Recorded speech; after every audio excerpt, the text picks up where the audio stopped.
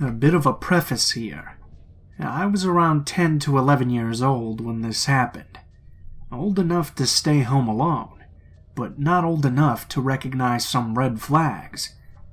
I attended camp over the summer, the typical 8 to 3 routine. My house sits close to the end of my street, which forms a U, but for some reason the bus driver would never just drop me off at my house. I would always get dropped off at the end of my street, where I would toddle myself along back home. Both my parents worked late hours, sometimes not getting home until 8 p.m., and it would be very expensive to hire a babysitter for 4 to 5 hours a day, 5 days a week. So, starting in 6th grade, when the bus dropped me off at home, I would be all by myself. I'd do the usual middle school routine, play games online and watch TV. Occasionally, my neighbor's cat would come into my backyard, and I would feed and pet her as a way to get outside. The only computer in the house was in my dad's workroom, which has a window overlooking the deck and a window overlooking the side of the house. We have large bay windows in the living room, dining room, and kitchen of my house, and since we sit on a hill, you can pretty much see the entire backyard from a nice vantage point. Most days when I got home, I'd toss off my backpack and go right to that room. You could see me walk from my front door and pop up by the computer from outside. Unfortunately, this would lead to something that I had forgotten about until now. When I got off the bus that day, I did as expected. I went into my dad's workroom and played some computer games. About 30 minutes into this, I could hear a faint meowing coming from the outside window. I paused the game to take a look outside, thinking maybe my neighbor's cat had wandered over once again. But there was nothing. I just sat back down and resumed playing, only to hear the meowing once again. It was quiet, but still noticeable, and so I checked the other window. Nothing again. This routine happened for a good 10 minutes. Eventually I got frustrated and went into the living room to watch TV. Not even 2 minutes later, meowing started coming from the window I was sitting right beside. Now I was confused and more than a little creeped out, so I shut the blinds tight and kept trying to watch TV. The meows continued, but only when they came from the window right behind me did I jump and leave the living room, officially skeeved. I went into my bathroom where the blinds were down, but still cracked a little for some sunlight. I tried to read a book, only to hear a meow come from outside my bedroom window. This was enough for me to call my dad, concerned that maybe the cat was hurt, but I couldn't see it to be sure. He said he would have the neighbor come check it out right away, and call me back later. 10 minutes go by, and I get a call from my dad saying that he was coming home from work. Nothing urgent in his voice, just that his job had gotten canceled for the day and he would come home early. I thought nothing of it. When he got home, I realized that the cat noises had stopped. Fast forward to the present, and I asked my dad about that strange incident, thinking it was funny because the cat had followed me around. What he told me next made my blood run cold. After I'd called him, my neighbor did indeed come to check on the house. What he found were large footprints, leading in circles all around the house, clustered close to the walls so that even if I looked outside, I wouldn't be able to see anything. Someone had been stalking me through my house, seeing where I was through the large windows, and making cat noises to try and get me to come outside. They must have known I was home alone, since it was easy to see me walk by myself down the street and let myself in. My neighbor immediately called my dad and searched the whole property, but he found no one. The police weren't called since there was nothing but footprints that led off into the woods and got lost, and I never saw anyone. My dad stayed home with me for the rest of the week, It sickens me to know that there are people who would use these tactics to try and lure kids from their homes, and from there do whatever they wanted with them.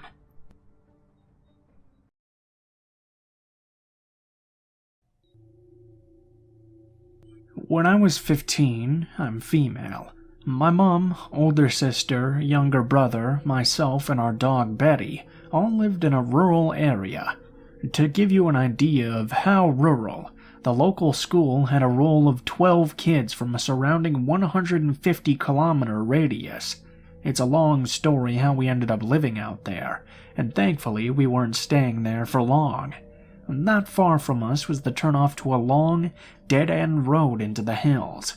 At the end of the road was the regional base for a notorious gang, who held a lot of power in the area. We had been told by locals that they never had any trouble with them, because they didn't shit in their own backyard. The night it happened, it was dark and it was snowing. I had changed for bed with my lights on and curtains open, never imagining that there would be anyone around to see me. I switched off the light, got into bed, and then it started. A slow, deep, raspy breathe in, a pause, then a deep, slow, raspy breath out. I froze. Then little tap noises and more breathing. I thought it was coming from my bedroom cupboard and was completely paralyzed with fear. Betty started barking and growling from the lounge room, and at that point I screamed. Mom came running in, and I told her about the noises. She told me I was being ridiculous, and that there was probably a possum outside, that they made all kinds of strange noises. She said she would take Betty out and scare it away. 2 things to note before the next part. First, Betty was a very gentle, medium-sized dog, who was about as terrifying as her name. She barely barked, and before that night I had never heard her growl. Secondly, my mom never swears, and normally finds it incredibly offensive. So I heard her put Betty on the lead and open the back door. Then I heard simultaneously Betty making the most aggressive noises I've ever heard from an animal, and my mom screaming, "Who the fuck are you?" There was a scuffle, and then a loud slam. I ran into the corridor and could see my mom pale and terrified, Betty with her teeth bared, snarling and trying to get to a man on the other side of the glass door. A huge man, covered in blood, with a disfigured face and a look in his eyes that was just... I'm trying to think of the right word. Evil is close. I guess you could say that it was just obvious that he meant us all harm.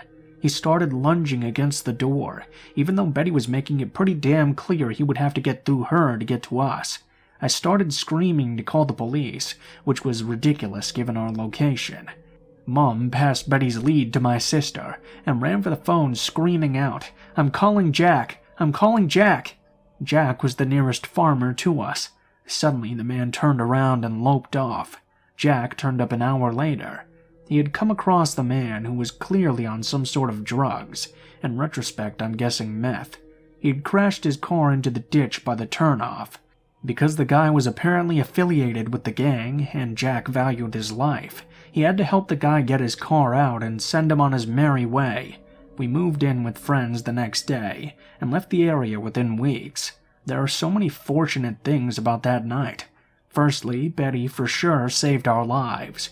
Mom is a small lady, and if Betty hadn't reacted the way she did, he would have gotten into our house right away. Secondly, he didn't keep trying to get in. There was a flimsy door, and I know dog attacks are nothing to snip at, but the guy was bloody ginormous, and probably in a drug-induced psychosis, so I don't like to think about what could have happened if he got in. Thirdly, he either wasn't armed or somehow didn't think to use a weapon. Finally, if he had gone back to his car to get one, Jack had found him first.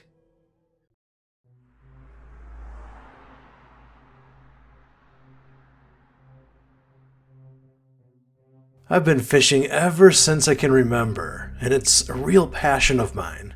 I like to go fishing whenever I have spare time, which is scarce these days. This story happened several years ago, when I was 15. I live in the middle of nowhere, and there's a creek that runs through the woods beside my house. I went one afternoon after school had ended to fish in the creek. The creek is about 1.5 mile walk through semi-dense forest. The walk began pretty normally. I have a path cut through the forest that leads straight to the creek, so I have no problems getting there. Once I arrived at the creek, I sat down on the bank and began fishing. After 30 minutes, I began hearing sticks break on the other side of the creek.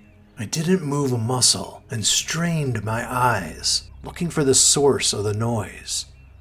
I saw turkeys walking through the low-hanging branches. I sat and just watched them for a minute, being careful not to spook them. All of a sudden, they flew into the air and towards me. They went over my head, which was weird because I knew they wouldn't usually fly towards something that had spooked them. I figured that maybe they had seen a coyote or wild dog on the opposite side of the creek. I'm also an avid hunter, and I was carrying a .22 caliber pistol on my hip in case I came in contact with a predatory animal. I unholstered my pistol and stood up, being very wary of my surroundings. Then I saw a man standing behind a tree, probably 50 yards away from the opposite side of the creek. I could see his left eye and scraggly long brown hair sticking out from behind a pine tree. My heart dropped down in my stomach. As I said, I live in the middle of nowhere, so nobody should have been that far back in the woods. I began to sweat, thinking of what to do. I didn't think that the man knew I had seen him, so I bent down, grabbed my tackle box and fishing pole, and began walking away at a normal pace. I had a pistol, but I didn't want to have an altercation with the man because I was unsure if he was armed. I looked behind me about every 10 steps, trying to see if I was being followed. Then I began to hear loud, almost thunderous footsteps. He was running and gaining on me. I began to sprint. I'm a pretty athletic guy, and I managed to maintain my lead on him. I only had about 1/4 mile left to go when I heard the footsteps begin getting closer. I had no idea how the man was gaining speed after running almost a mile. I knew that I had to do something. I unholstered my pistol, turned around, and fired 2 shots in the man's direction. He stopped as fast as he could and began sprinting the opposite direction. I fired 1 more shot just in case, then I kept running. I finally got to my house, locked all of my doors, and ran to my bedroom. I was home alone, so that meant I had to defend myself or call the police. I didn't call the police because I wasn't sure if they would believe me, so I took my 12-gauge shotgun out of the gun safe and sat at the kitchen table. I waited for what felt like forever, waiting for something to happen. I finally heard my dad's car coming down the driveway. I ran outside to tell him what had happened. My dad insisted that we should go look for the man, so that's what we did. I never saw the man again, but I haven't been to that creek since. Oftentimes, I wonder where he came from and what he planned on doing if he ever caught me.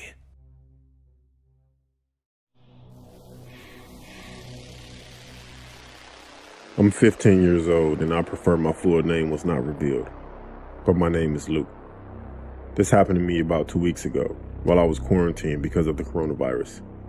Since there has been no school, I've been able to stay home a lot more. On a Friday night, my parents went to go visit my older brother, who is 25, in the city to check on him, while I stayed at home because I wasn't feeling well. At around 10 o'clock, my mom texted me that they would be staying the night at my brother's house and would be back in the morning. I started to feel better and stayed up late a couple more hours playing video games. Then I heard my backyard gate open. My window was right by the backyard, but I thought it could have been my dad. But then I heard a voice I didn't recognize by my window. I couldn't understand what they were saying, but I immediately got scared. I started searching for my phone, but I couldn't find it. And since we didn't have a house phone, my iPhone was the only way to contact my parents. I started hearing pounding on my back door, which gave me goosebumps. I turned off my computer and crawled under my bed. I heard 3 more pounds on the door until it finally burst open, and I heard the intruders enter my house. I knew I had to arm myself in case they found me, so I grabbed a screwdriver by my nightstand. As I did this, I heard the voices of 3 men speaking Spanish. As I went to crawl back under my bed, I knocked down my book on my dresser, and it made a loud thud. Then I heard more Spanish and someone walking. They were walking towards my bedroom. I hid under my bed. As I saw someone enter my room, I was afraid. I covered my mouth as I watched the figures search around my room for about 30 seconds, until giving up and leaving. Put my ear down to the floor, and I heard rustling going on in the basement and loud yells in Spanish as if 2 men were arguing. I then finally found my phone on the floor under my sweatshirt and informed the police of my situation, and whispered as much as I could. I asked the operator if I should run, but the lady told me to stay hidden. In like 5 minutes, I heard the police sirens move toward my house, and the 3 Spanish men began scurrying up the stairs. I heard all of them exit the back door and towards the back gate. After hearing that, I hung up and got from under the bed and went towards the living room. As I heard an officer knocking on the door calling out police, I ran towards the door until from behind I was tackled by someone. I let out a scream as someone's hand covered my mouth and began choking me with their arm. The officer kicked down the front door and aimed his gun at me and yelled at the man choking me to let me go. The man let me go, and I almost threw up. Another officer entered and escorted me outside, where I explained everything. The officer from earlier brought in the guy who choked me, who was bald, had a black goatee, and tattoos all over his neck. He cursed me out and told me that if the cops didn't show up, he would have killed me. I finally called my parents, who came home in less than an hour, where the officer explained to my dad that they entered the backyard because the back gate was not locked, and they bust through my door because I didn't use the chain lock. As the police checked out the house, they saw that the kitchen and basement pantry had been raided, along with some valuables, like some of my mom's jewelry. Unfortunately, the 2 other men still have not been caught, and I haven't heard anything since. I spoke with my dad afterwards, and he believed that they were stealing food because of the virus. But the part that puzzled me is why they would rob houses if people were at home. My dad has become a lot more paranoid since that situation, locking every door, and is set to installing security alarms and cameras. And I'm very glad that he did that, because I'm afraid that the one guy who was arrested will come back and fulfill his wish to kill me. This took place in Rhode Island when I was much younger, back in my college days. This was on the local Rhode Island news, so if you tried hunting, I'm sure you could find it. I was dating a girl that went to school in a town I won't name. It was the summer and everyone was back home. My girlfriend's best friend had an internship back in that town, and this girl had a 4-bedroom multi-family home to herself. The other 3 roommates were paying for their rooms, but chose to stay home. I guess they could only get this place if they started paying the rent 2 to 3 months prior to school starting, but whatever. One weekend, my girlfriend asks me to go to that town with her to spend some time with her friend. She's lonely and has nothing to do on the weekends. We're only like an hour away, so it sounds like a plan. We head down and we just chill for the night. We walk by a guy on our way home from the gas station, and he's just staring at us. Kind of creepy, but no big deal. This wasn't the best of areas, but certainly not the worst. We eventually all pass out, and me and my girlfriend head home the next day. The end of the week comes, and my girlfriend asks if I want to go and visit her friend again, but I have to work all weekend, so I decline. She heads down there alone, and her friend's boyfriend is coming over to stay as well. Pretty much a repeat of the weekend before. They all drink, but end up going out and partying a little bit. They're walking back after a night of drinking when they enter the mudroom at around 2 AM. The mudroom door had been left unlocked. They close it behind them, and there's a really raggedy looking dude in there waiting for them. He says out loud to them, "Get in the fucking house." They all turn around, and he has a gun.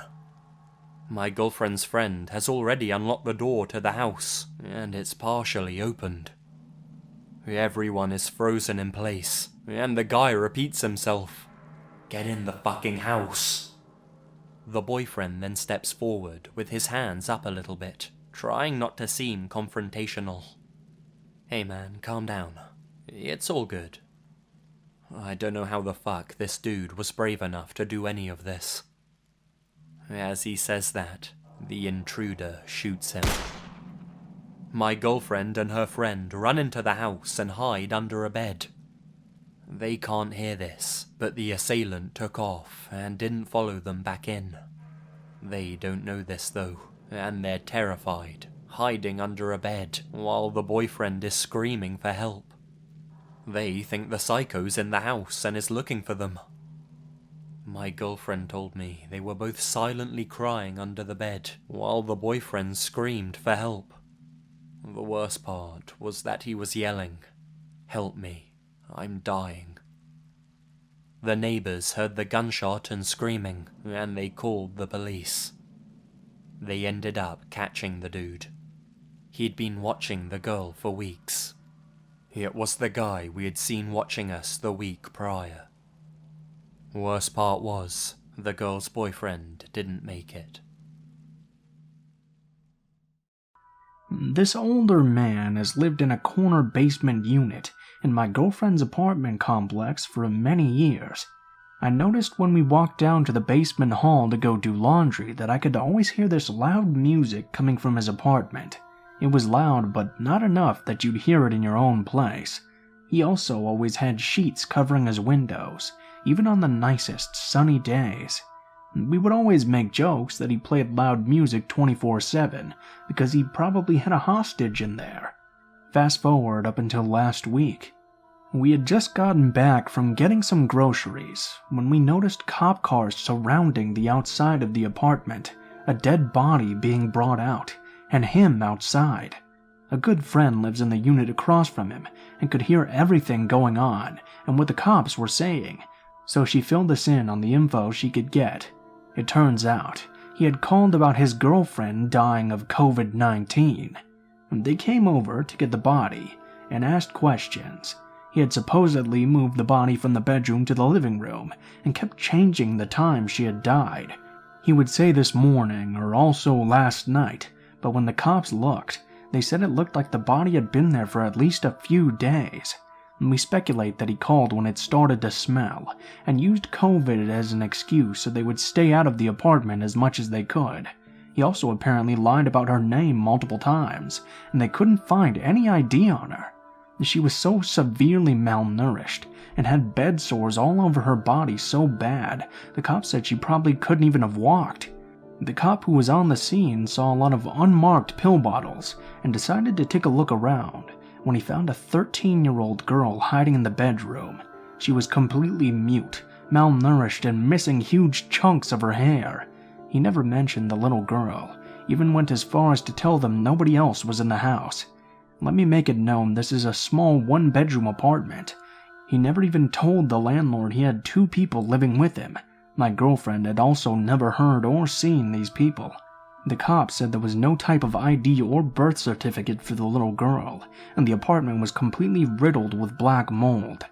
No edible food anywhere. They also found several guns.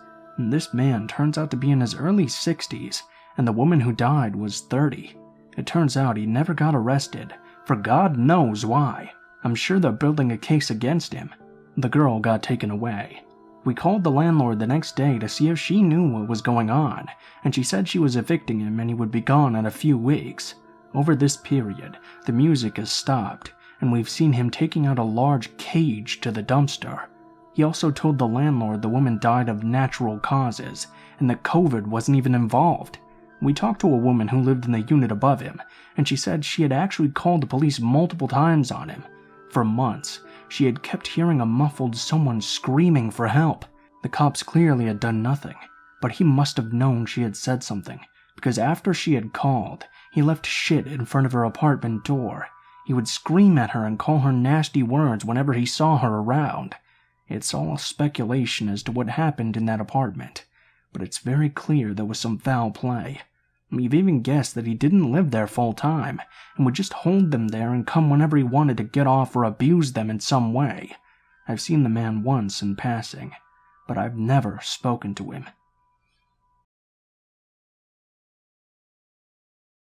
A friend finally convinced me to share this story, since she's always teasing me with it. I'm a 23-year-old male in Florida, fairly introverted, and I hardly get out of the house. This encounter happened a few months ago. It was about 12 a.m. and I was getting a bit stir-crazy and needed to get out and just chill with someone. So I texted a special lady friend of mine. We made plans to do our normal routine of hanging out at this nice secluded park. I went and picked her up. We drove past our spot and spent a couple of hours just chatting about anything and everything. Then she got hungry, so we decided to hop in the car and drive down the road a bit to McDonald's. Hooray for 24/7 fast food. This is where things started getting weird though. We arrived at the McDonald's and went inside instead of through the drive-thru. She ordered her food while I went to the restroom to wash my hands. I'm a bit of a neat freak. I really wish I hadn't gone into the restroom that night. As soon as I walked in, I saw this guy standing at one of those heater-dryer things. Alright, not too weird. But then I noticed that he was kind of hunched over at it and wasn't moving. Whatever, I chose to ignore him. I washed my hands, but then I realized that he's standing at the only dryer in the place. The damn paper towels are also empty. So I awkwardly try to ask the guy if he was done using the dryer. He doesn't respond.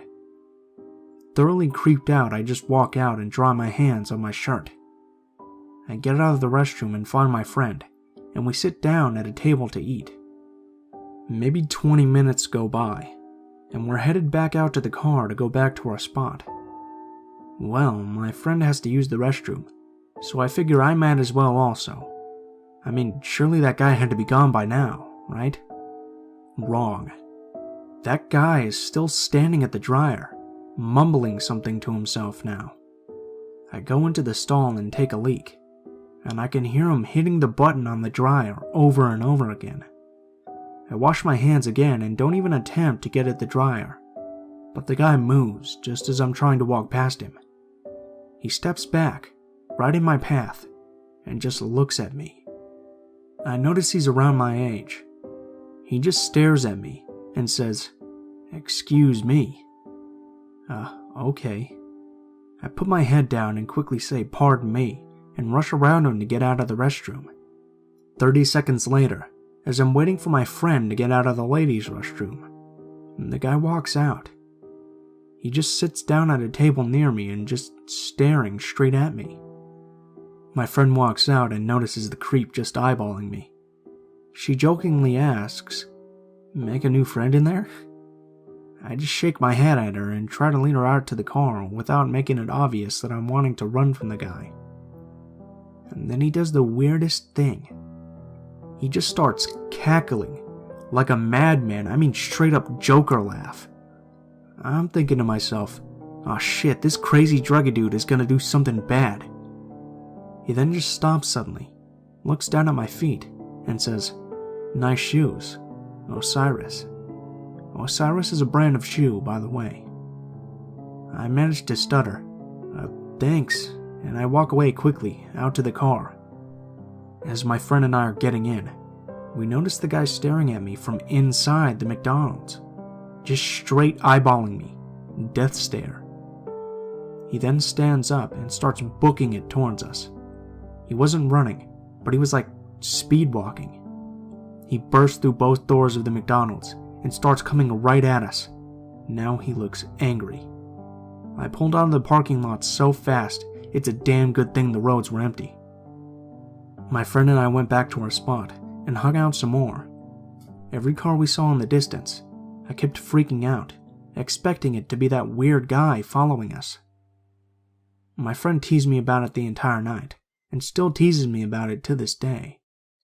About how I made friends with the creeper in the bathroom who liked my shoes.